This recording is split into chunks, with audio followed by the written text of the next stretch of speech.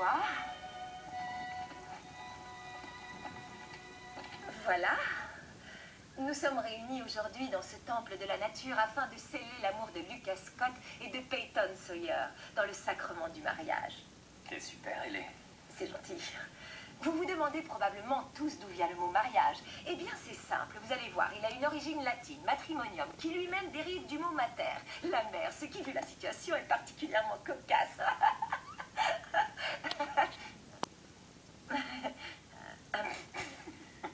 Passons. Alors, vous le savez, toutes les roses, un jour, doivent faner. Et le soleil finit toujours par se lever et éclairer la piste où chevauche un cow-boy en fredonnant une chanson triste. Poison. Tu connais des centaines de paroles et tu nous sors une chanson du groupe Poison. Excuse-moi, j'ai paniqué. Il n'y a rien d'autre qui venait et... Je croyais que tu surveillais, Skills. Jamie Scott, Macaulay. Ramène tes fesses immédiatement. Tu veux me tuer ou quoi? Alors oui, la suite. Oh. Peyton Sawyer deviendra Peyton Scott.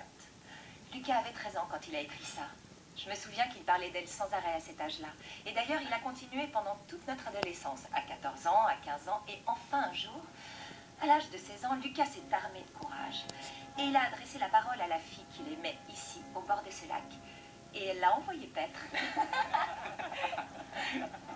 Après, il m'a dit, ça y est, on a discuté. Alors moi, je lui ai demandé, est-ce que ça t'a ouvert les yeux? Est-ce que tu te rends compte que tu l'avais idéalisée et que c'est une fille comme les autres? Et il m'a dit non, non. Peyton n'est pas une fille comme les autres. C'est un ange.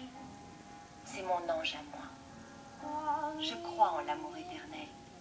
Je crois au coup de foudre.